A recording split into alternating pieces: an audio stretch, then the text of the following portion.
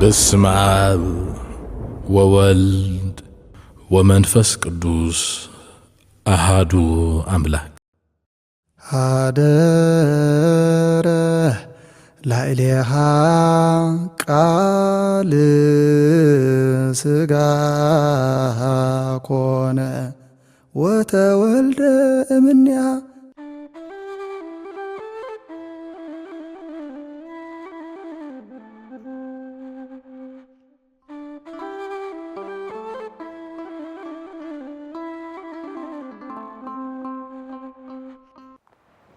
በስመ አብ ወወልድ ወመንፈስ ቅዱስ አሃዱ አምላክ ቅዱስ እግዚአብሔር ዘፍቅረኩም ንእግዚአብሔር እተፍቅሩ ኣብ ቀረባን ኣብ ርሑቅን ኮንኩም ነዚ መደብ እዚ ኣብ ምክትታል ዘለኹም ክቡራን ህዝበ እግዚአብሔር ብስም እግዚአብሔር ድሓን ዘለኹም ኣሜን። ኣብ ሓድነቱ ካልኣይ ኣብ ሰለስትነቱ ራብዓይ ዘይብሉ ብሓድነትን ብሰለስትነትን ጸኒዑ ዝምለኽ እግዚአብሔር ኣምላኽና ክብርን ምስጋናን ይብጽሐዮ። ንመስቀል ጎይታናን ኣምላኽናን መድሓይናን ኢየሱስ ክርስቶስ ንኩሎም ቅዱሳን ጻድቃን ሰማዕታት ንቅድስቲ ድንግል ማርያም በብማዕርጎም ክብርን ምስጋናን ይብጽሐዮም። ኣብዛ ሓለፈ ሻድሻይ ክፋል ናይ ትምህርትና ስነ አእምሮአዊ ኩናትን ጸቕጣ አእምሮን ዝብል ትምህርቲ ተማሂርና ነርና። ነፍሲ ወከፍና ከምዚ ክኸውን እዩ ከምዚ ክፍጠር እዩ መወዳእታ ዓለም በፂሑ እናበልና ክንጭነቕ ዘይኮነ እግዚአብሔር ኣምላኽና ኣሚንና መከራ እውን ክመፅኡ ዝብሉና ሰባት እንተሃለው ዘርሕቕ ንመከራ ዝኣሊ ፍጹም ዝኾነ ኣምላኽ ምሳና ከም ዘሎ ሓሲብና ተረጋጊእና ቀሲና ሰላም ናይ ኣእምሮ ሒዝና ክንነብር ከም ዝግባእ ኣብ ሻድሻይ ክፋል ናይ ትምህርትና ርኢናዮ ነርና እሞ በረኸት ቅዱሳን ምስኩላትና ይኹን። ንሎሚ ከም ፍቓድ እግዚአብሔር መቐፀልታ ናይ ዝንመሃሮ ዘለና ትምህርቲ ሻብዓይ ክፋል ናይ ትምህርትና መከራ ምቕባልን ጸቕጣ ኣእምሮን ዝብል እዩ ክኸውን ምስጢሩን ጥበቡን እግዚአብሔር ይግለጸልና። ብሓፈሻ መከራ ክበሃል ከሎ ኣብ ልዕሌና ብተግባር ከጋጥም ዝኽእል ሕማም ድዩ ናይ ስራሕ ክሳራ ድዩ ካልእ ዝተፈላለየ ኣብ ህይወትና ዝበጽሑና ዝተፈላለዩ ጭንቅን መከራን እዮም ንሎሚ እንመሃሮም ዘለና። ገለገለ ሰባት ኣብ ህይወትና መከራ ዝበሃል ካብ ቤተይ ርሒቑ ኣይፈልጥን ኣብ ህይወተይ ካብ መከራ ናብ መከራ እንተዘይኮይኑ ራህዋ ዝበሃል ሓጎስ ዝበሃል ገጢምኒ ኣይፈልጥን እዩ ንብል ሰባት ብዙሓት ከም ዘለና ዝተፈልጠ እዩ። ስለዚ ብትምህርቲ ቤተ ክርስቲያን ሓደ ሰብ ኣብ መከራ ክነብር ከሎ መከራታት ክመላለሱና መከራታት ክበዝሑና ከለው ከመይ እዩ ዝግለጽ? መከራ ናብ ህይወትና ክመፁና ከለው ንምንታይ ዕላማ እዮም ዝመፁ? ብሓፈሻ ቅዱስ እግዚአብሔር ክምህረናዩ ደጊመ ጥበቡን ምስጢሩን ይግለጸልና። መተርጉማነ ወንጌል ቅዱሳን ኣቦታትና ኣብ ወንጌል ዮሐንስ ምዕራፍ 5 ብዛዕባቲ 38 ዓመት ዝሓመመ ሰብኣይ ክገልጹ ከለው ብሓፈሻ ናብ ሰብ በርባዕተ መንገዲ በርባዕተ ምኽንያታት ሕማም ወይ መከራ ናብ ህይወቱ ይመጽእ ኢሎም ይገልጹ። ቀዳማይ ደዌ ዘእስየት ኢሎም ንዓስቢ መንግስተ ሰማያት ኣብዛ ዓለም እዚ ድማ ኣብ ልዕሊ ጸጋ ንኽውስኹልካ ዝመፁ ዝተፈላለዩ ስቃያትን መከራን ኣብ ህይወትና ኣለው ኢሎም ይገልጹ። እዚ ከዓ ከም በዓል ኣቦና ኢዮብ ዝተቐበልዎ መከራን ስቃይን ማለት እዩ። ኣቦና ኢዮብ ዝተፈላለየ ሓሳረ መከራ ስቃይን ሽግርን መከራን ብጸላኢ ሰናያት ዲያብሎስ መፅኡ እንተኾነ ግን ንዕኡ ተዓጊሱ ብምሕላፉ ድማ ጸጋ ኣብ ርእሲ ጸጋ ንዓስቢ ዝኾነ ደዌ ዘእስየት ኢሉ ንዓስብን ንጸጋን ዝመፀ ሕማም ኢሎም ኣቦታት ይገልጽዎ ማለት እዩ። እቲ ካልኣይ ከዓ ኣብ ህይወቱ ሰብ ካብ ዝመፆ መከራ ንምንታይ እዩ እንተተባሃለ ደዌ ዘንጽህ ኢሎም ይገልጽዎ። ንኸንጽሐና ኢሉ ናብ ህይወትና ዝመጽእ መከራ ድማ ኣሎ ወይ ከዓ ንሕና ንንጽህናና ብንጽህና ንኽነብር ንቕበሎም መከራታት ድማ ኣለዉ ይብል። እዚኦም ድማ ከም በዓል ቅዱስ ጢሞቴዎስ ተማሃራይ ወደ መዝሙር ናይ ቅዱስ ጳውሎስ ዝነበረ እዩ። حواري قدوس باولوس كصحفوا كله عمل أختو خمزيلو من أنت تزملالسه كازل حمام ما يتراي زي كوينه قرب وين دما وسخ بمبال توس هدات وين بأنت همامك بدك زلزال فيلو زصحفوا له مالتيو من أنت تزملالسه كازل حمام نيشتي قرب وين دا حوسوا لنبر ما يتراي أيتستيلو قدوس تيميتيوس نابنس هنا زبصح ناينس هنا حمام ببزح تحرمتن ببزحي صومن سجدتن أب هوتو مكرات قبلو ينبر من بارو قدوسات مصحفت غليصوم ولو اتصال ساي دوي زهاتيات إلهم غليصوم وزلو منتي بسنك حاتياتنا زملالسنا بسنك حاتياتنا زملالسنا مكرا دما አሉ ይብል እዚ ከዓ ኣብ መጽሓፍ ቅዱስ ክንሪኦ ከለና بسنك حاتيات زوردهم حمام ويمكرا إذا 38 عامت حميمو زنبرة سبعي يبل 38 عامت زحممو انتهي نيرو تتبهاله بتمرتنا كريستوس بتمرتنا مصحف قدوس كرأ خلو كابزي زخفء متان كيرخبكا دقيمكا ايتبدل يلوول كابزي زخفء نجر متان كيرخبكا دقيمكا ايتبدل اتقدمو زنبرة رخيبو زنبرة مكرا حمام نيحاتيات سلا زنبرة حجون كابزن العلي متان كيرخبكا دقيم كاي تبدليلو قويتانان أملاخنا ملحينان يسوع كريستوس نزل 38 عامت حميمو زنبرة سبعي ناي حاتيات حمام من بارو قليسو كم بحدش انت بدلو دما كاون العلي كقات مو خمس خيل مخير ويبل سلازي سب أبي هوتو وصيت ناي حاتيات مكرا قبل كم زخيل فليتو ناب نسحة نخمس بيت كريستيان تزخاخر تمعد الله مالتيو ناي مود عتا دما نمقزفتيلو سب أبزع عالم زي ملس انت دا أخوينو أبلعلي بزيابيهر أملاح زقبهم أبلعلي كوم أزخونو فطرات أبلعلي مكرا أبلعلي سقاي زقوج انت دا أخوينو كاب حاتياتنا بحاتيات كاب بدلنا بدل زملالس انت دا أخوينو إزوم كمزع عينت هو زلهم سباد دما نمقزفتي እግዚአብሔር አምላክ መከራ ይልኸሎም حمام ይልኸሎም ዝተፈላልየ ደውያት ድማ ይሰደሎም ኣብዚ ሻትሻይ ኣብቲ ዝሓለፈ ክፋል ናይ ትምህርትና ከም ዝረኣናዮ ጸዋጤ ኣእምሮን ሓጢያትን ዝብል ከም በዓል ሄሮድስ በቲ ተደጋጋሚ ዝፍጽምዎ ዝነበሩ ሓጢያት ናይ መቅዘፍቲ ሕማም ኣብ ህይወቶም መጽይዎም ማለት እዩ እግዚአብሔር ካብቶም ይሰውረና ስለዚህ መከራታት ኣብ ህይወትና ክበዝሕ ከሎ ዝተፈላልየ ንዓና ዘሳቂ ንዓና ዝጎድእ ሕማም ክመጽእ ከሎ ካብዞም ኣርባዕተ ከመዮም መጽዮምኒ ብምንታይ ምኽንያትዮም እዚኦም መጽዮም ኢልና ክነስተንትን ይግባእ ሓጢያት ጌርና ኣብ ልዕሊ ሰባት በደል ፈጺምና ኣብ ህይወትና እግዚአብሔር ዘይሕጎሰሉ ህይወት ዝገበርናዮ እሞ ድማ ናይ መቅዘፍቲ ናይ ሓጢያት ሕማም እዩ መከራ እዩ ኢልና እንተዳ ሓሲብና ድማ ከምቲ ሓጢያትን ጸጣ ኣእምሮን ኣብ ዝብል ዝማዓድናዮን ዝተማሃርናዮን እግዚአብሔር ዝማዓድና ብዓብዩ ብንስሓ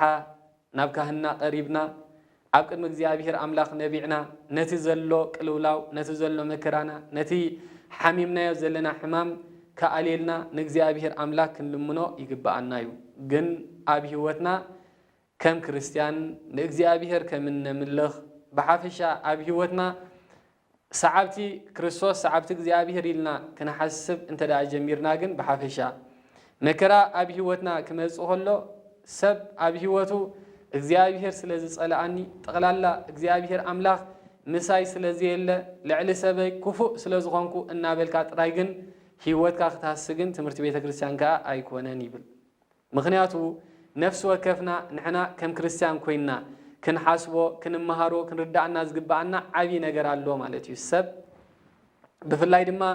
ክርስቲያን ኮይኑ ዝተፈጥረ ሰብ ኣብዛ ዓለም እዚ ኣብ ህይወቱ ሓሳረ መከራ እንተተቐበለ ናይ ሃይማኖቱ መግለጽ እዩ ምክንያቱ እዚ ተዋሂብና ዘሎ ሃይማኖት እዚ ንክርስቶስ ምስዓብና ክርስቲያን ምዃንና በቲ ሽም ክንጽዋዕ ጥራይ ዘይኮነ ምእንቲ እቲ ሽም ድማ ሓሳረ መከራ ክንቅበልውን ስለ ዝኾነ ኢሉ ስለዚ ነዚ ድማ ወንጌላው ቅዱስ ዮሐንስ ኣብ ምዕራፍ 16 ኣብ ፍቕዲ 33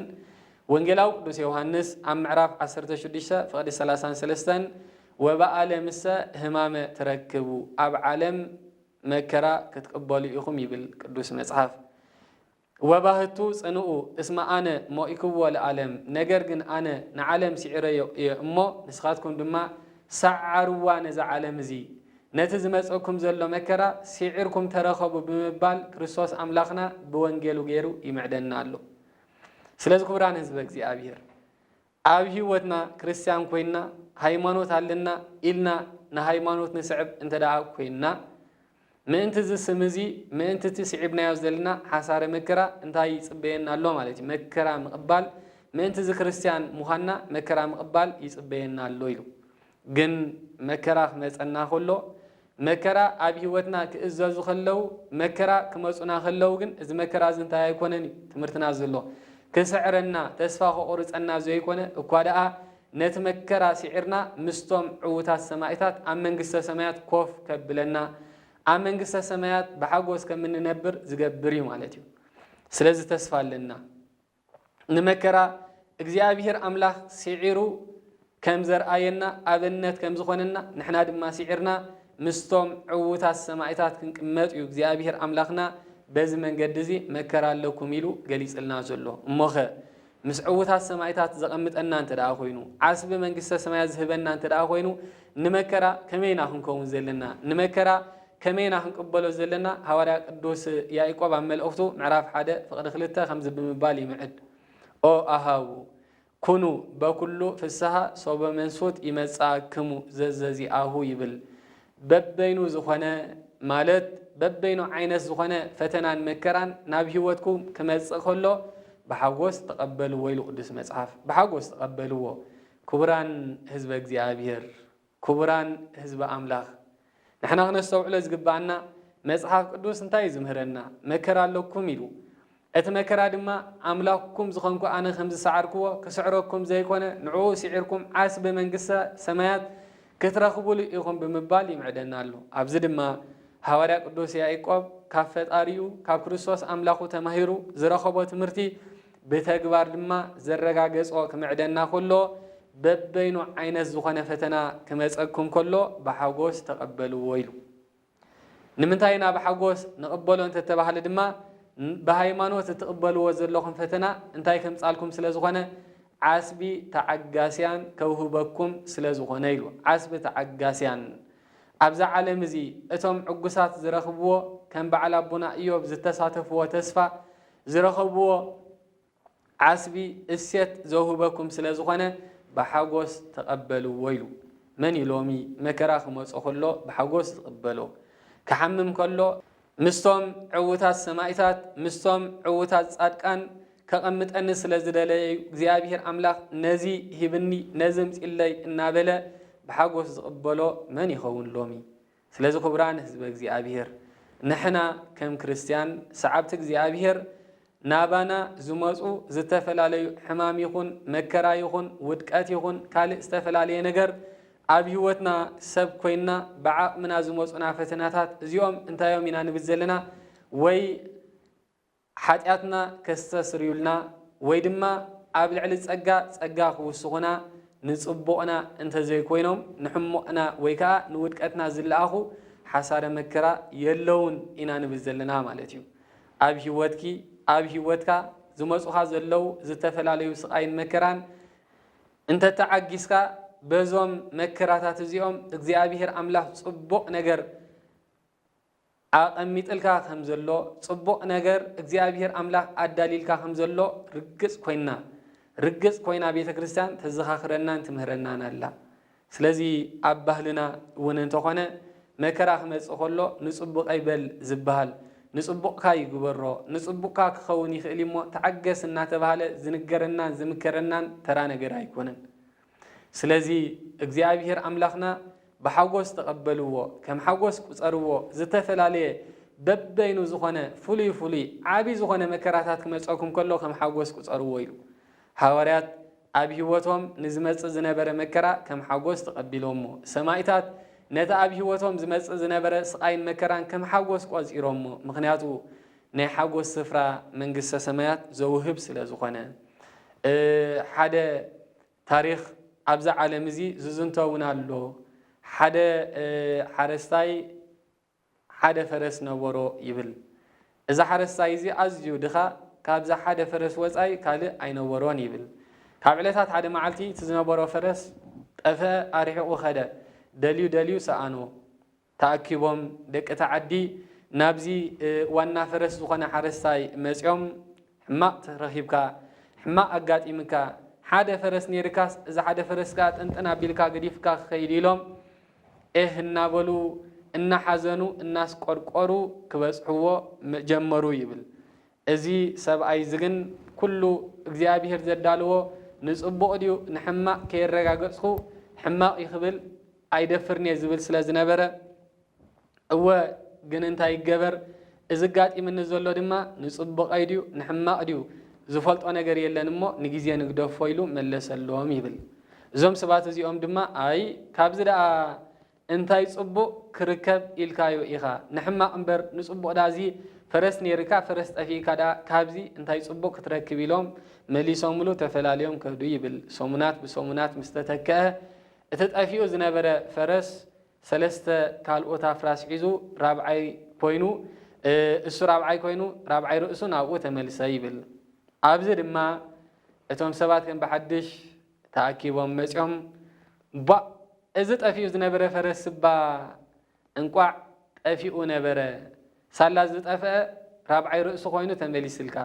ስለዚ እንቋዕ ጠፈአ ኢሎም ክሕጎሱ ንዑ ድማ እንቋዕ አጎሰካ ክብልዎ ጀሚሮም ይብል ንሱ ድማ ከም ቀደሙ ንጽብቐይ ድዩ ወይስ ንሕማቐይ ዘረጋገጽክዎ ነገር የለን እሞ ንግዜ ንግደፎ ብምባል ተዛረቦም ይብል አይ ካብዚ ዳ እንታይ ሕማቕ እሞ ክትረክብ ኢልካ ፈረስካ ጠፊኡ ነይሩ ራብዓይ ርእሱ መጺካ ዳ ካብዚ እንታይ ሕማቕ ክትረክብ ደሊኻ ኢኻ ንጽብቐይ ድዩ ንሕማቐይ ትብል ኢሎም ሽዑውን ተዛሪቦሞ ከዱ ይብል እዚ ዋና ፈረስ ነቶም ካልኦት ሰለስተ መጽኦሞ ዝነበሩ አፍራስ ከለማምዶም ክገርሖም ኢሉ እናለማመዶም ከሎ ንወዱ ሓደ ካፍቶም አፍራስ ሸንዲሑ እግሩ ሃረሞሞ እግሩ ሰንከለ ይብል ኣብዚ እዋን እዚ ሰብኣይ እዚ ሕማቕ ስለ ዝረኸበ ኩሎም ተኣኪቦም ቶም ዓዲ ከም በሐድሽ ድማ መጽኦም እንታይ ሕማቕ ስማዕ ይበሃል መጀመርታ ፈረስካ ጠፊኢልካ እንቋዕ ተመለሰ ኢልናስ ሕጂ ኸኣ ከምዚ ክገብረካ ብኻባ በቲ ዝጠፍኦ ጠፊኢልካ ነይሩ ኢሎም ከዓ ከም በሐድሽ ክዛረብዎ ጀመሩ ይብል እዚ ዋና ፈረስ ከም በሐድሽ ንጽብቐይ ድዩ ንሕማቐይ እዚ መከራ ዝመጽኡ ዘሎ ዝፈልጦ ነገር የብለይን እሞ ንግዜ ንግደፎ ኢሉ መለሰሎም አይ ካብዚ ሕጂ እንታይ ጽቡቕ ክተውፅእ ደሊኻ ኢኻ እቲ ዝነበረካ ውላድካ እግሩ ተሰሩሲ ካብ እግሪ ምስባር እንታይ ጽቡቕ ኣሎ ክብልዎ ጀሚሮም ይብል ነዚ ኢሎሞ ድማ ኸዱ ኣዋርሕ ሓሊፉ ኣብቲ ዓዲ ብርቱዕ ዝኾነ ውግእን ኩናትን ተጀመረ ይብል እቲ ዝነበረ ንጉስ ድማ ነፍሲ ወከፍ ውላድ ዘለዎ ወላዲ ብግዴታ ውላዱ ናብ ዕስክርና ናብ ውትህድርና ከፋኑ ኣዋጅ ኣወጀሞ እቶም ገረባብቱ እቶም ሰብ ከተማ ሰብ ዓዲ ብምልኦም ዘለዎም ደቂ ናብ ውትህድርና ክሰዱ ከለው እዚ ግን ውላድካ ስንኩል ስለ ዝኾነ ኣየድልየናን እዩ ተባሂሉ ተረፈ ይብል ቶም ዓዲ ከም በሐድሽ ተመሊሶም ይብል እንኳዕ እባ እዚ ፈረስ እዚ ነዚ ውላድካ እግሩ ሃረሞ እዛ ዝተሃረማ እግሩካ ካበይ ኣውፅያትካ ኢሉ ካብዚ ናይ ውትድርና ምኻድ ንውላድካ ኣድሒናቶ ከማና ከም ደቅና ናብ ውትድርና ምኸደሞ ኣብኡ ድማ መይቶም ተረፈ ኢሎም ክዛረብዎ ጀሚሮም ይብል ስለዚ ከምኡ እናበለ እቲ ታሪክ ይቕፅል ይብል ካብዚ ታሪክ እዚ እቲ ንመሃሮ ትምህርቲ እንታይ እዩ እንታይ ቁም ነገር ስለ ዝተደለየና ኣምፂናዮ እንተተባሃለ ኣብ ህይወትና እግዚአብሔር አምላክ ዘምጽኦ ፈተና ኣብ ህይወትና እግዚአብሔር አምላክ ዘዳልዎ ፈተና ንሕና ጽቡቕ ነገር ዘይንረኽበሉ ወልሓደ ከምዚ የለ ክነስተውዕል ይግባእ ኩሉ ኣብ ህይወትና ዝመጸናን ዝገጥመናን ፈተነታት ንሕና ንግዚኡ ዓቕልና እንተዘየጽቢብና ዓቕሊና ኣጽቢብና ድማ ናብ ዘይተደለየ ህይወትን ናብ ዘይተደለየ ስጉምትን እንተዘይከድና ብግዚኡ ጽቡቕ ነገር ክንረኽበሉ ምዃንና ቤተ ክርስቲያንና ኣረጋጊጻ እተስተምህሮ ትምህርቲ ስለ ዝኾነ እቲ ነምልኾ እግዚአብሔር አምላክ ድማ ንኹሉ ናብ ቅኑዕን ናብ ጽቡቕን ዝልውጥ ፈጣሪ ስለ ዘለና በዚ መንገዲ እዚ እንታይ ክንገብር ዝግባእ እንተተባሃለ ነዚ እንመሃሮ ዘለና ትምህርቲ ኣስተውዒልና ነፍሲ ወከፍና ካብ ቤተይ እኮ መከራ ዝበሃል ርሑቕ ይፈልጥኒ ንብል ወይ እዚ ዝብል ኣተሓሳስባ ዘለና ሰባት ኣብ ህይወተይ صبوا زبهال غني فني فلتني إلنا نحسب زلنا سبات كل جزء إذا أبي هوتنا مسيو زلوا سقاين مكران حدا معلتي نصبونان أبي هوتنا دما صبوا نجر إن رخبلون كوينو عسبي زوهب مخانو أسو إلنا أستنتنان كم توم عجوسات تعجسنا خنبر زيابير أملاخنا أمرون مستوعلين يعدلنا سلزي كنسو علو زغبانا أبز دما نفس وكفنا إزوم أبز عالم زي سقاين مكران برتيعنا بزيحنا إن بلزلنا سبات كل جزء نهيوتنا كنسونتنون كنسو علو زغبانا أبهيوتنا زلو مكرا أبهيوتنا زلو سقاي إتي بز سقاي زخن حلف زفقد እግዚአብሔር አምላኽ ንሁሉ ከም ዘርእዮን ከም ዘሰውዕለን ድማ ወይ ድማ ዓይነ ዘፈጠረ እግዚአብሔር አምላኽ ንሕና ነነብሮ ዘለና ኣነባብራ ድማ ዝርእዮን ዘስተውዕሎን ምዃኑ ክንፍልጥ ክንግንዘብ ይግባአና እዩ። ኣብ መጽሓፍ ቅዱስ ኣብ ወንጌለ ሉቃስ ምዕራፍ 16 ወንጌለ ሉቃስ ምዕራፍ 16 ወንጌላዊ ቅዱስ ሉቃስ ሓደ ዛንታ ክርስቶስ አምላኽና ዘስተምሃሮ ጽሒፍልና ኣሎ። እዚ ዛንታ እዚ ከዓ ናይ ነዌን ናይ አልዓዛርን እዩ። ወንጌለ ሉቃስ ምዕራፍ 16 እዚ አልዓዛር ዝተባሃለ ብሕማም ዝመላለስ ዝነበረ ሰብኣይ ክኸውን ከሎ እቲ ነዌ ዝተባሃለ ድማ ሃፍታም እናጋየፀ ዝነብር ዝነበረ እዩ። እቲ ድኻ ገለ ሰባት ንአልዓዛር ማለት እዩ ገለ ሰባት ምናልባት እዚ ሃፍታም እንተራህራሃሉ ብሕማም ተሰኒፉ ስለ ዝነበረ ብመከራ ይነብር ስለ ዝነበረ ኣብ ኣፍ ደገ ናይቲ ሃፍታም ሰብኣይ ኣቐሚጦሞ ኸዱ ይብል እንተኾነ ግን እናስተውዓልና ክንከይ ዝግባአና ነገር እዚ አልዓዛር ዝተባሃለ ኣብ ኣፍ ደገ ነዌ ተደርቢ እኳ እንተነበረ ነዌ ግን ክርህርሃሉ ይትረፍ ኣብ ኣፍ ደጊኡ ክሪኦ እኳ ይጽየኖ ምንባሩ ቅዱሳት መጽሓፍ ተገሊጾም ኣለዉ። ስለዚ ንዕኡ ከይሓገዘ ንዕኡ ሳንቲም ከይሃበ ኣብዛ ዓለም እዚ ንክልቲኦም ሞት ኣርኪብዎም ነዌ ኣብ ህይወቱ ጽቡቕ ነገር ስለ ዘይነበሮ ሞተ ኣብ ናይ ስቃይ ስፍራ ድማ ተወስደ ይብል መጽሓፍ ቅዱስ። ሞተ ተቐብረ ኢሉ ሞይቱ ተቐቢሩ ኢሉ ኣብ ሲኦል ድማ ኣብ እግሪ ኣጋንንቲ ክርገጽ ስለ ዝጀመረ ማለት እዩ። እቲ ለዓዛር ድማ ሞተ ኣብ ሕቑፍ አብርሃም ይስሐቅ ያዕቆብ ድማ ተወስደ ይብል። ስለዚ ምእመናን ኣብዚ እናስተውዓልናዮ ክንከይ ዝግባአና ነገር ኣሎ። ነዌ ናብ ሲኦል ዝኸደ ሃፍታም ስለ ዝኾነ ይኮነን እንታይ ደኣ ነቲ ዝነበሮ ሃፍቲ ኣብ ቅድሚ እግዚኣብሔር ሃፍታም ክኾነሉ ስለ ዘይከኣለ እዩ። ኣብዚ ምድሪ ዝንበር ኣብ ቅድሚ እግዚኣብሔር ሃፍታም ስለ ዘይኮነ ድኻታት ስለ ዘይሓገዘ ድኻታት ስለ ዘይረድአ ብሓፈሻ ጽቡቕ ነገራት ስለ ዘይገበረሉ እምበር ሃፍታም ስለ ዝኾነ ጥራይ ናብ ሲኦል ከይዱ ዝብል ትምህርቲ ቤተ ክርስቲያን የለን። አልዓዛር ድማ ሞተ ምስ ሞተኸ ናብ ሕቑፍ አብርሃም ይስሐቅን ያዕቆብን ተወስደ። እዚ ማለት ድማ አልዓዛር መንግስተ ሰማያት ዝኣተወ ድኻ ስለ ዝኾነ መከራ ስለ ዝሕለፈ ይኮነን እንታይ ደኣ ንእግዚአብሔር ኣምላኹ ከም ማርር ስለ ዘይተሰምዐ ነቲ ዝነበሮ ህይወት ብትዕግስቲ ስለ ዝሓለፎ ጥራዩ። ንምንታይ እግዚአብሔር ኣምላኽ እዚ ሃፍታም ሰብኣይ እዚ ከም ዝህበኒ ዘይገበርካ ስለምንታይ ዘይሃበኒ ንምንታይ ንዓይ ከምኡ ዘይገበርካኒ ኢሉ በዚ ሃፍታም ሰብኣይ ተበሳጩ ንኣምላኹን እግዚአብሔር ኣምላኽ ስለ ዘይከሓደ ንዕኡ ስለ ዘይማረረ በቲ ዝነበሮ መከራ አንጻር እግዚአብሔር ስለ ዘይተመላለሰ እዩ። ክቡራን ህዝበ እግዚአብሔር ኣምላኽና ኣብ ህይወትና ስቃይን መከራን ከምፅእ ከሎ እቲ ስቃይን መከራን በይኑ መንግስተ ሰማያት እትወና እዩ ዝብል ትምህርቲ የለን። እንታይ ደኣ ነቲ ስቃይናን መከራናን ብትዕግስትን ተሓሊፍና እግዚአብሔር ይርኢ ምዃኑ ኣስተውዒልናን ኣስተንቲናን ተዓጊስናን ተሓሊፍና ግን ንመከራና ንስቃይና ዝርኢ ፈጣሪ ከም ዘሎ ክነስተውዕል ይግባእ። እግዚአብሔር ምስትውዓል ይዓድለና። ስለዚ ናብቲ ትምህርትና ምልስ እንተይልና አልዓዛር ናበይ ከይዱ ኢልና ናብ ሕቑፍ አብርሃምን ይስሐቅን ያዕቆብን ኣብ ሕቑፍ አብርሃም ኮፍ ኢሉ ተቐሚጡ እናተሓጎሰ ከሎ ሽዑ መን ርእይዎ ኢሉ ነዌ እናተሳቀየ ነብርሃም ግን እሞ ከዓ ኣብ ሕቑፍ አብርሃም ከዓ ንአልዓዛር ይርዮ ነቦና አብርሃም ከዓ ብርሑቕ ርእዩ ጠሚቱ አብርሃም ኢሉ ፀዊዕዎ ኣነ ብስቃይ ስፍራ ኣለኹሞ በጃኻ ንአልዓዛር ናባይ ስደዶ በጻብዑ ጥራይ ማይ ኣብ መልሓሰይ ከተንክፈለይ ብምባል ተዛረቦ ኢሉ ምረት ናይ ሲኦል ንምግላጽ እምበር በጻብዑ ኣብ ኣፉ ዝገብረሉ ማይ ይጠቕሞ ማለት ኣይኮነን። ግን ኣብ ክንዲ ምንታይ ስቃይ ኣትዩ ከም ዘሎ ንምርኣዩ ሽዑ ቦና አብርሃም ዝመለሰሉ መልሲ በጃኻ ንአልዓዛር ስደደለይ እሞ እዚ ክገብረለይ ምስ በሎ ኣቦና አብርሃም እንታይ ኢሉ መሊሱ ኢሉ ነዌ نسخا عمدر خلخا حنكيكا عمدر خلخا حقوسكا ودي خايخا سلازي عبزي كتساقة يقبأ كايلو الأزار جن عمدر خلو تساقيو عمدر خلو مكرا تقبلو عمدر خلو حسار مكرا تقيب يمو عبز سمايزي كحقوس يقبأ بمبال مصحف قدوس قليس أولو عمدر تساقيو عمدر مكرا تقبلو عمدر كله بحسار مكرا يحلف ويمو عبزم سمايزي كحقوس دس كبلو عصبي نايتس تعقصو لو مخركب يقبأ بمبال تمليسو الليلو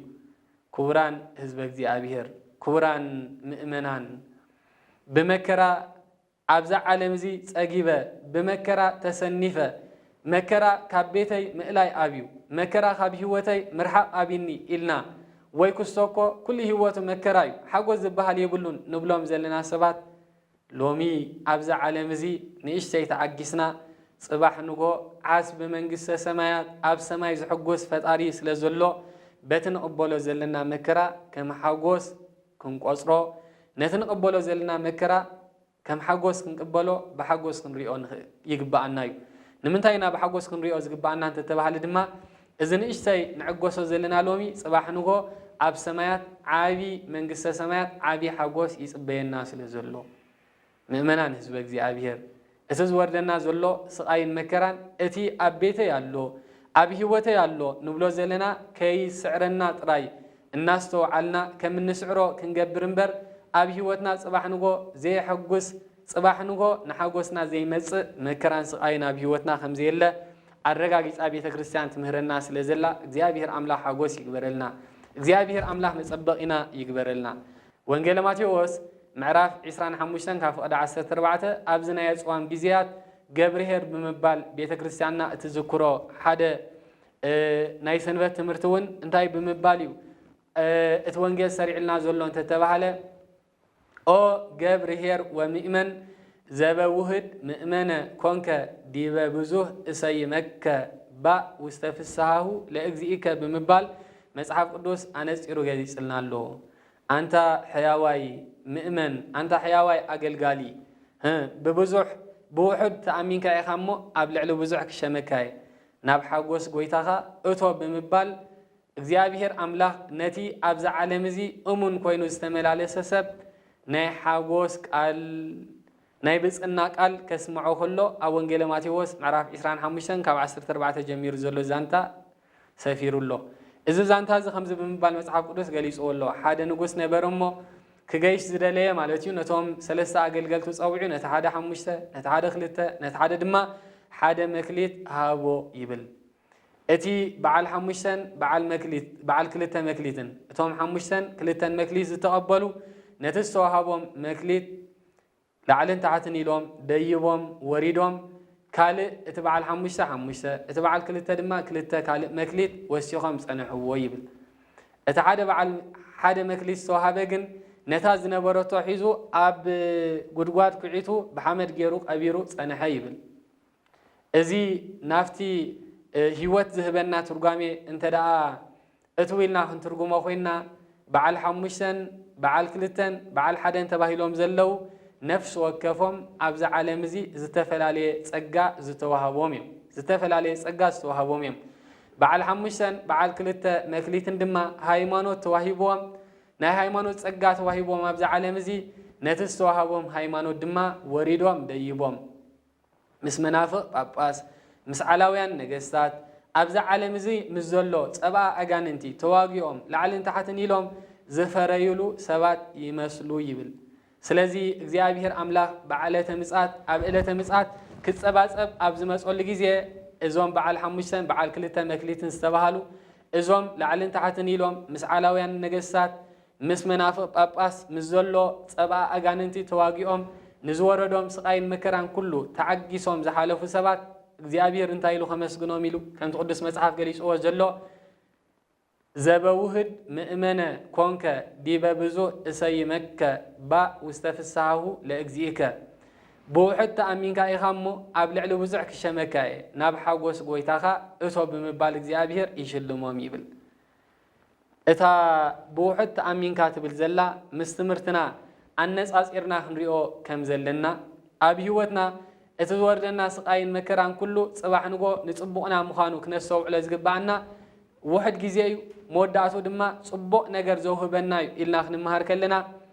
ብውሕድ ተኣሚንካ ኢኻ ተባሂሉ እቲ በዓል 5 በዓል 2 ብውሕድ ተኣሚንካ ኣብ ብዙሕ ክሸመካ ንዓና ብሓጎስ ጎይታኻ እቶ ተባሂሉ ነፍሲ ወከፍ ክርስቲያን ነፍሲ ወከፍ ምእመን ነፍሲ ወከፍ ኣብዛ ዓለም እዚ ዘሎ ሰማይ ዝቕበሎ ስቃይን መከራን ኩሉ ውሕድ ተባሂሉ ኣብ ቅድሚ እግዚኣብሔር ዝቁፀር ውሕድ ተባሂሉ ዝቁፀር ንምንታይ ውሕድ ተባሂሉ እንተተባሃለ ቀዳማይ ብግዜ ማለት እዩ ብግዜ ክረአ ከሎ ሓደ ሰብ ኣብ ህይወቱ ንክንደይ እዋን እዩ በፂሑ እንተተባሃለ መከራ ክቕበል ዝኽእል ሓደ ሰብ ንክንደይ እዋን እዩ በዚሑ እንተተባሃለ መከራ ክቕበል ዝኽእል እንተተባሃለ ሰማይታት ን70 ዓመት ን80 ዓመት እዚኦም እዮም እቶም በዚሑ ዝተባሃሉ ሰማይትነት ዝተቐበሉ መከራ ዝተቐበሉ ማለት እዩ እዚ ማለት ድማ ካፍቲ ትምህርቲ ቤተ ክርስቲያን ተማሂሮም ንእግዚኣብሔር ንስፈለጥዎ ካብኣ ንንዮ ጀሚሩ ክሳብ ዝስየፍሉ እዋን ዘሎ ተበፅሐ 70-80 ዓመት እዩ ካብኡ ንላዕሊ ዕድመ ዝበሃል ስለ ዘይብሎም ማለት እዩ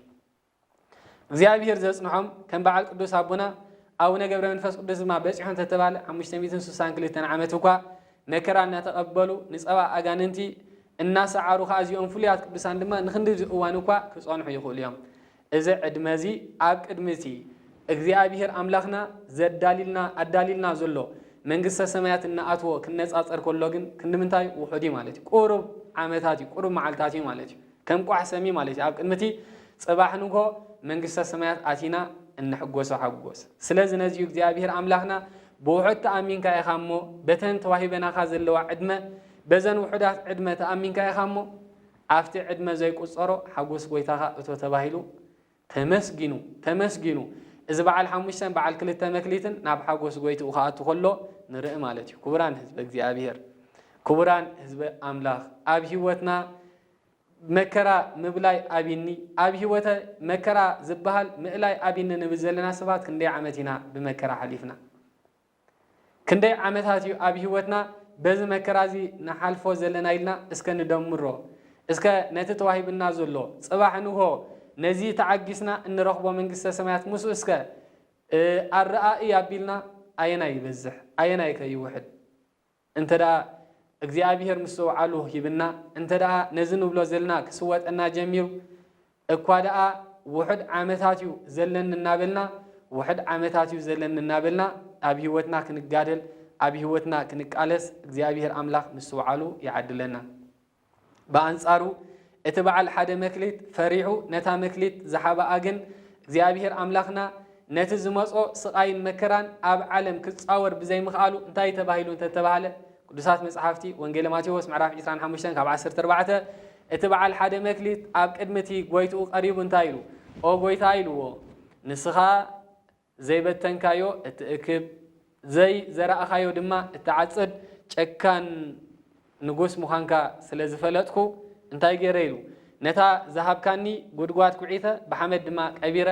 ንሄለት ኣጽንሕያ ንሄለት ድማ ንዓ ብምባል ንዓ ክህቦ ኢሉ መጺ ይብል እዚ ማለት ከዓ ናፍቲ ትርጉሙ ብቐጥታ እንተዳ መጺና እቲ ጸጋ ተዋሂብዎ እግዚአብሔር አምላኽ ሃይማኖት ሂብዎ ንሃይማኖት ክጋደል ብሃይማኖት ክሰብኽ ብሃይማኖቱ ሓሳረ መከራ ክቐበል ዝተዋሃበ ምእመን ድማ እንታይ ገይረ ዝብል ዘሎ ወይ ኣገልጋሊ ቤተክርስትያን እንታይ ገይረ ዝብል ዘሎ ስለዚ ፈረሐ ኦ ፈጣሪ ኦ እግዚአብሔር አምላኽ ንስኻ መምህር ከይሰደድካ ብስነ ፍጥረት ተመራሚርኩም እመኑ ንስነ ፍጥረት ርኢኹም ድማ መምህር ከይሰደድኩ ናብ ሃይማኖት ምፁ እትብል ምዃንካ ስለ ዝፈለጥኩ ኣነ ከይደን ኣይከይድኩን ዝምልኦ ነገር የለን ኢለ እሞ ድማ ዓላዊ ንጉስ መናፍቕ ጳጳስ ተኸራኺሩ መናፍቕ ጳጳስ ከየእምነኒ መናፍቕ ጳጳስ ተኸራኺሩ ከየእምነኒ ዓላዊ ንጉስ ድማ ብስሕለት ብሰይፊ ቀፂዑ ድማ ሃይማኖተይ ከየለውጠኒ ፈሪሐ ነዛ ዝሃብካና ሃይማኖት ኣብ ልበይ ቀቢረያ ተሓቢኤ ይነብር ኣለኹ ብምባል ብሰንኪ ፍርሒ ወልሓንቲ ነገር መከራ ከይቅበል ክብል ወልሓንቲ ዘይፈረየ ሰብ ይምሰል ኢሉ ነዚ ከምዚ ኢሉ ዝተመላለሰ ድማ ፈራሓት መንግስተ ሰማያት ስለዘይኣትዉ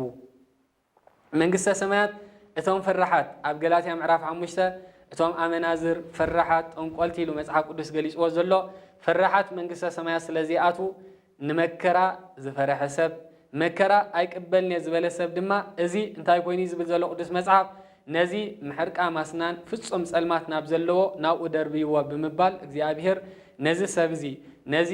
መከራ ምዕጋስ ዘይፈልጥ ሰብ ኣብ ዓለም መከራ ከም ዘሎ ዘይተማሃረ ሰብ እሞ ድማ ተማሂረ ዘይነብር ሰብ ኣብ መወዳእታ ብኽያትን ምሕርቃም ኣስናንን ናብ ዘለዎ ክድርበ ተኣዊጁሉ ኢሉ ተፈሪድዎ ኢሉ እግዚአብሔር ካብኮም ይሰውረና። ስለዚ ክቡራን ህዝበ እግዚአብሔር መከራ ብመከራ ምሕላፍን ብመከራ ዘይምሕላፍን ዘሎ ፍልሊ በዚ ወንጌል እዚ ክንመሃሮ እንተደኣ ኮይና እቲ ብመከራ ዝሓለፈ ሰብ ዘበውህድ ምእመነ ኮንከ ብውሕድ ተኣሚንካ ኢኻ እሞ ኣብ ልዕሊ ብዙሕ ክሸመካየ ብምባል እግዚአብሔር ኣምላኽ ነዚ ከም ዝበሎ ነዚ ስቃይን መከራን ዝተቐበለ ሰብ ኣብ ሓጎስ ጎይቱ ከም ዘእተዎ ንሕና ድማ ሎሚ እቲ ኣብ ህይወትና ኣሎኒ እንብሎ ዘለና መከራ ምብላይ ኣብይኒ እንብሎ ዘለና ንውሕድ እዋን እንተበፅሐ ኣብዛ ዓለም እዚ ንውሕድ እዋን ኣብዚ ምድሪ እዚ ከለና እውን ክሐጉሰና ዝኽእል ፈጣሪ ከም ዘሎ ክንሓስብ ይግባእ።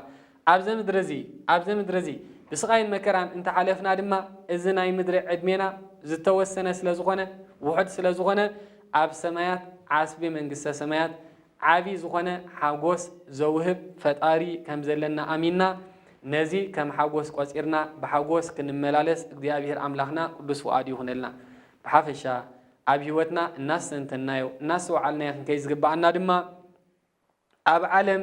ኩሉ ግዜ ክረምቲ ኩሉ ግዜ ድማ ሓጎስ የለን። ኣብ ህይወት ኩሉ ግዜ ሓጎስ ኩሉ ግዜ ክረምቲ የለን፣ ኩሉ ግዜ ድማ ሓጋይ የለን። እንዳተበራረኻ እዩ። ኩሉ ግዜ ጸልማት የለን፣ ኩሉ ግዜ ድማ ብርሃን የለን። ኣብ ህይወትና ድማ ኩሉ ግዜ መከራ የለን፣ ኩሉ ግዜ ድማ ሓጎስ የለን። ልበ ኣምላክ ቅዱስ ዳዊት ኣብ መዝሙሩ በምሴት ይደምጽ ብካይ ወበጽባህ ፍስሓ ምሸት ብኽያት ይስማዕ ንጎ ድማ ዕልልታ ይስማዕ ኢሉ ኣብ መዝሙሩ ዘሚርልና ከም ዘሎ ነፍሲ ወከፍና ድማ ኣብ ህይወትና በምሴት ይደምጽ ብካይ ወበጽባህ ፍስሓ ብምሸት እግዚአብሔር ኣምላኽ ብምኽያት እንተገበረ ንጎ ድማ ሓጎስ ዕልልታ ከም ዘሎ ፈሊጥና ኣብ ህይወትና ኩሉ ግዜ ሰብ ብመከራ ድማ ከም ዘይነብር ክነስተውዕሎ ይግባአና እዩ። ኣብ ቤተይ ኣሎ ንብሎ ዘለና ስቃይን መከራን እውን ኩሉ ግዜ ኣብ ቤተይ ስቃይን መከራን ኣለኒ እንተበልና እውን መዓልታዊ ከዓ ስቃይን መከራን ኣብ ህይወትና ከም ዘየለ ክነስተውዕል ይግባእ። እዚ ማለት ድማ እግዚአብሔር ተባርዮ ዘለዎ ኣምላኽ እዩ። ይትረፍዶ ብቤትና ኣብ ዓለም እኳ እንተኾነ እግዚአብሔር ተባርዮ ዝገብር ኣምላኽ እዩ። ን40 ዓመት ዝኣክል ዲዮቅልጥያኖስን መክስምያኖስን ኣብ ዓለም ኣብ ልዕሊ ክርስቲያን ጠቕላላ እንታይ ገይሮም ነይሮም እዮም? ኣብ ታሪክ ናይ ሰማዕታት እዚ ዲዮቅልጥያኖስን መክስምያኖስን ዝነገስሉ ዘመን ተባሂሉ ኣብ ዓለም ን40 ዓመት ዝኣክል ዘመነ ሰማይ ተባሂሉ ኣብ ትምህርቲ ቤተ ክርስቲያን ዝዝከር ዘስካሕክሕ ዘመን ዓለም ኣሕሊፋያ። እዚ ማለት ድማ ሰብ ኣብ ልዕሊ ሰብዶ ክንዲ ዝጭካነ የርእዩ ዝበሃለሉ ዘመን ኣብ ልዕሊ ክርስቲያን ዓብይ ግፍዒ ተፈፂሙ እዩ። እዚ ከዓ ሰብ መሕቢኢ ዝሰኣነሉ ዘመን ማለት እዩ። ካብ መክስምያኖስ ሃዲሙ እንተኸደ በቲ ካብ ዲዮቅልጥያኖስ ሃዲሙ እንተኸደ ድማ ኣብ መክስምያኖስ እዚ ከቢድ ዝኾነ ኣብ ሙሉእ ዓለም ኣዋጅ ኣብ ልዕሊ ክርስቲያን መቕሰልትን ሞትን ማእሰርትን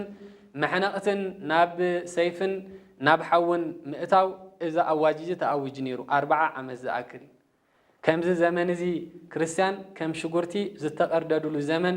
መንግስተ ሰማያት እዚ ከዓ ከምዚ ዘመን እዚ ምህርታ ሓፊሳይ ትፈልጥንያ ተባሂሉ በቦታት ዝዝንተወሉ ዘመን እዩ። እግዚአብሔር ግን ኩሉ ግዜ ተባርዮ ዘለዎ ኩሉ ግዜ ሓጋይ ኩሉ ግዜ ክረምቲ ኩሉ ግዜ ንብዓት ኩሉ ግዜ ድማ ዕልልታ ስለዝየለ ዘመነ ሰማዕታት ሓሊፉ ኣብ ቤተ ክርስቲያን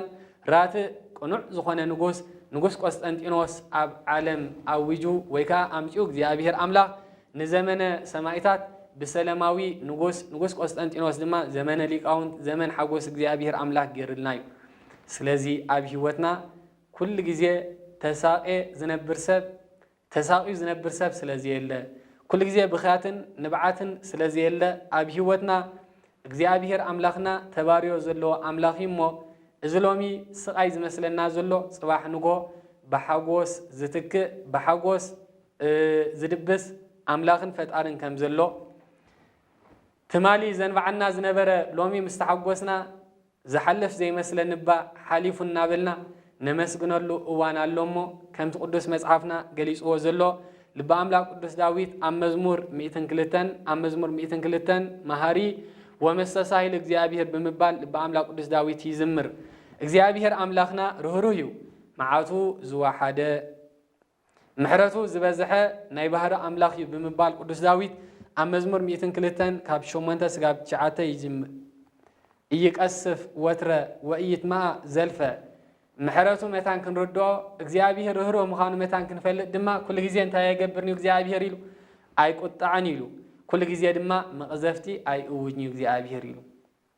ንሕና መዓልታዊ ሙሉእ ዕድሜና እኳ ካብ እግዚአብሔር እንተረሓቕና ግን እግዚአብሔር ከዓ ኣብ ዝረኸቦ ወይ ከዓ ኣብ ዝበደልናዮ መዓልታዊ ካ እንታይ የገብርኒ ኢሉ ኣይቁጣዕን እዩ ኣብ ልዕሌና ድማ መቕዘፍቲ ኣየምፅእን እዩ። እቲ ናባና ዝሰዶ መቕዘፍቱ እኳ እቲ ናባና ዝቁጥዖ ቁጣዕ እኳ ከም ምሕረቱ እምበር ከም በደልና ኣይኮነን ብምባል መጽሓፍ ቅዱስ ዝገልጽ ዘሎ ማለት እዩ። እግዚአብሔር ተቆጢዑ ዝሰዶ መከራ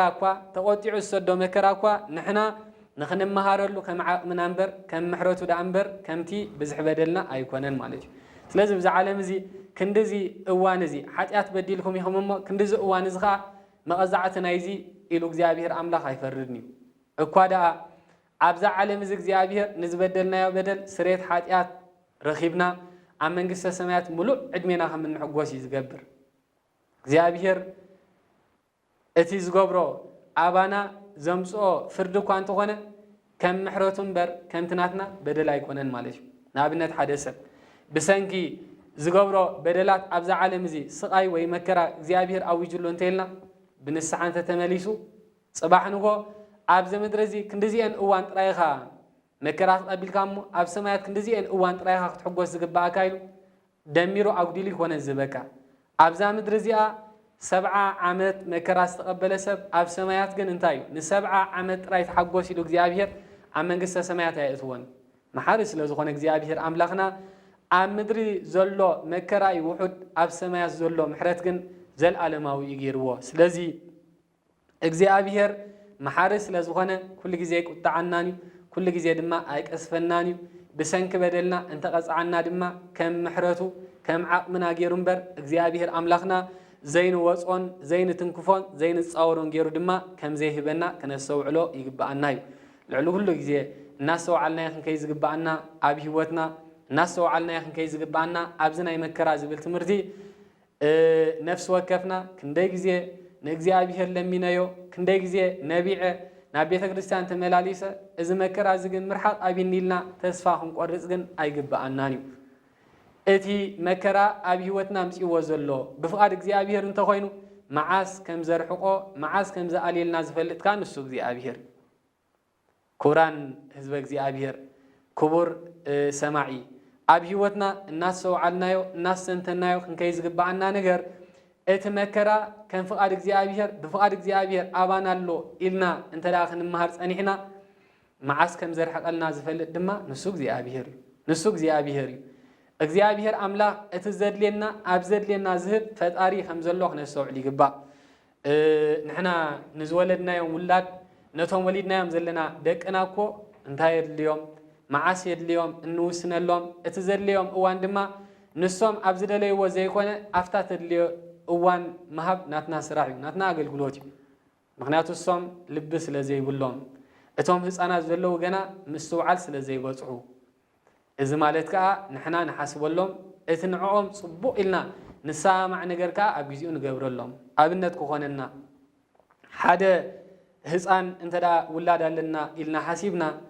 ፀባ ድማ ንዑ ኢልና ገዚእና እሞ ድማ ቀዲምና ክነፍልሖ ስለ ዘለና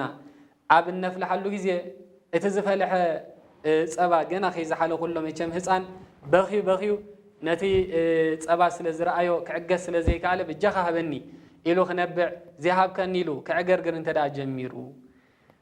ካብ ረበሸኒ ኢልና መቸም እንታይ ንገብርኒና ዋላ ይምለጦ ዋላ የቃፅሎ ዋላ የንድዶ ኢልካ መቸም እቲ ፀባ ኣይወሃብ። እንታይ ደኣ የዕጊስካ ዝወደይ ተዓገስ ንዓኻ እንዲዩ ተገዚኡ ዘሎ ከዝሕለልካ ኢለ እምበር ንመን ዶ ኮይንኒ ኢልካ ጠቢርካ ጠባቢርካ ከም ዝዕገስ ጌርካ ሽዑ እቲ ንዑ ዝሰማማዕ ፀባ ትህቦ ማለት እዩ። ስለዚ እግዚአብሔር ፈጣሪና ድማ ናዕና መዓስ የድልየና እንታይ የድልየና ብኸመይ የድልየና ዝፈልጥ ፈጣሪ ስለ ዘለና ድማ بزي من قدزي إتاتب كينا زلا إتاتن بعنا زلا مكرا معاسي يقاللنا نصبقنا معاشي زقبراك زيابير نصوص لزفلت أبيوتنا نحناس لزنبعنا نحناس لزبخنا زيكونا زيابير أملاخنا دما أفتي زدلينان بخمت زدلينان غيرو زهفت تاريخ همزلو فليتنا بزي من قدزي نزخ نمهارون كنسوعلون يقبعنا يوم عليتيو برهان عالم قدوس باولوس كبران حزبك زيابير أبيوتو انتاي غيرو نيرو انتتبهاله أب قدوس مصحف قال أي قرنطوس معرف 10 تخلته ناب سلسة سمايات زيابير أملاخ وسيدو نمرأيو أزيو زدنصون زدن أنزخون رأي مسرأيه متان كي عبة تباهيلو انتاي تواهيبو ويلو ماليش زساقي سيطان تواهاوني بالقدوس باولوس بعلو ماليش بزي مخنيات الزخاء اتز تواهاو سيطان برتوع زخونة أنزا رئيسي نبرهان عالم قدوس باولوس تواهيبو نيرو نخالقوت فوسنا خون قدوس باولوس نبعلوغن برتوع زخونة أنزا ناي رئيسي كبير مرزن حزوو يملالس نيرو يبل نزي حمام زي نزي مكرا زخر حق الله دقاقي من أفتاري نابق زيابير أملاخ لمنكو يبل بعلو قدس باولوس دقاقي من نابق زيابير أملاخ لمينه أو زيابير نزي مكرا نزي حمام زي زيتر حق الله بمبال دقاقي من لمينه يلو شعو قدس باولوس كابق زيابير زي تملسو اللو ملسي كلاتنا كنستوعلو خنستو نزقبانا عاب كبير حمام زلنا مكرا مرحق أبي النيلنا ننبر زلنا سبات كابق قدس باولوس زتملسوا له مسي كن مهار سلزقبانا انتايلو قدوس باولوس وينتاي تمليسلو انت تبعله ጸጋይ አኽለካዩ ጸጋይ አኽለካዩ ምክንያቱ እትናፈይ ጸጋ ኣብ መከራ ይዝግለጽ ኣብ ድኻም ይዝግለጽ እሞ ኣብዚ ሕማም ኣብዚ መከራዚ ናተይ ጸጋ ስለ ዝግለጸካ እቲ ምሳይ እቲ ዝህበካ ጸጋ ያኽለካዩ ብምባል ምስ መለሰሉ ካብኡ ነዮ እግዚአብሔር ብዝመለሰሉ መልሲ ቅዱስ ጳውሎስ ካ ተጸናኒዑ ነበር ጀሚሩ ይሉ ስለዚ ክብራን ህዝበ እግዚአብሔር አፍት መከራ ጸጋ እግዚአብሔር አሉ አፍት መከራ ጸጋ አምላክ ምሳና አሉ በአብዩ እግዚአብሔር ምሳና አሉ ጽባህንጎ ከሐጉሰና ይሉ ምሳናን አብጎንናን ናይ እግዚአብሔር ክብሪ ናይ እግዚአብሔር ጸጋ ምሳና አሉ ስለዚ ቅዱስ መጽሐፍ እንታይሉ መዓስ ከም ዘአሌልኩም መዓስ ከም ዘረሐቀልኩም አኔ ዝፈልጥሞ እቲ ምሳኹም ዘሎ እተናተይ ጸጋ ያአኽለኩም ብምባል ዘይረሐቀለይ ንምንታይ እግዚአብሔር አምላክ ነዚ ነገራት እዚ ዘይረሐቀለይልና ክንበሳጮ ዘይኮነ እግዚአብሔር አምላክና መዓስ ከም ዘርሕቆ ብኸመይ ከም ዘርሕቆ ዝፈልጥ ፈጣሪ ምሳና ከም ዘሎ ኣብጎንና ከም ዘሎ ፈሊጥና ንሕና ክንገብሮ ዝግባአና ነገር ከመይልና ብትዕግስቲ ክንሓልፍ ከም ዝግባአና ከመይልና ነዚ ክንፃወሮ ከም ዝግባአና እናስተውዓልና እናርአና ክንከይድ ይግባአና እሞ እግዚአብሔር አምላክና ጥበቡን ምስጢሩን ይግለጸልና እዩ አሞዳታ ኣብ ዓለም ዘሎ ሰብኳ ተስፋ ናይ መንግስተ ሰማያት ዘይብሉ ንፈጣሪ ዘይፈልጥ ሃይማኖት ዘይፈልጥ እኳ ነቲ ዝመጾ ፈተናን ስቃይን በሓጎስ ክቅበሎ በሓጎስ ክሰግሮ ኣብ ዓለም ዘለው ሊቃውንቲና ዝብሉ ሰባት እናመሃሩን እናስተምሃሩን እሞ ድማ ኣብዚ ዓለም እዚ ዘለው ናይ ስነ ልቦና ናይ ሳይኮሎጂ ሰባት እኳ ሰብ ብከምዚ መንገዲ እዚ ብትዕግስቲ ክሓልፍ እናምኽር ንሕና ግን ዓስቢ መንግስተ ሰማያት ዘለና ጽባሕ ንጎ ክንደት መከራ ዝተቀበልኩሞ ዘይኮነስ ዕጽፍን ድርብን ገይሩ ዝህብ ፈጣሪ ምሳና እናሃለዎ ኩሎ ንሕና ተበሳጪና ንሕና ተስፋ ቆሪጽና ንምንታይ እግዚአብሔር እናሰዓብኩ እዚ በጽሐን እናበልና ክንበሳጮ ኣይግባአናን እሞ እግዚአብሔር ምስተውዓሉ ይዓድለና ኣብ መከራ ንዘላ ዓለም እግዚአብሔር ረህዋ ይፍጠር ነቶም ኩሎም ብኹናት ይኹን ብወረ ውግእ ይኹን ብኻልእ ዝተፈላለየ ነገር ኣብ መከራ ዘለዎ እግዚአብሔር ረህዋ ይፍጠረሎም نهاجرنا እግዚአብሔር አምላክና ካብ መከራ ይሐልወልና ንኹላትና ኣብ ቤትና ሰላምን ቅሳነትን ሓጎስን እግዚአብሔር ያውጀልና ኣብ መከራ ዘለኹም እግዚአብሔር መከራኹም አርሒቁ ተሐጎስሉ ዘመን እግዚአብሔር ይፍጠረልኩም ንኹላትና ዓስቢ ተዓገስቲ ክንረክብ ብትዕግስቲ ክንሓልፍ ናይ እግዚአብሔር ቅዱስ ፈቃድ ይኹነልና ሰላሙን ቅሳነቱን እግዚአብሔር ያውጀልና ኣብ ዝመጽእ ዘሎ ክፋል ሻምናይ ክፋል ናይ ትምህርትና مغزلتا نايزي مكران صاتا امرو زبلن كنمهارينا مسوعلو እግዚአብሔር يعدلنا سلقالاتو እግዚአብሔር زتمسغن يكون سبحان ለእግዚአብሔር ልዑል ወለወላዲቱ ማርያም ድንግል ወለመስቀሉ ክቡር ወኃያል አሜን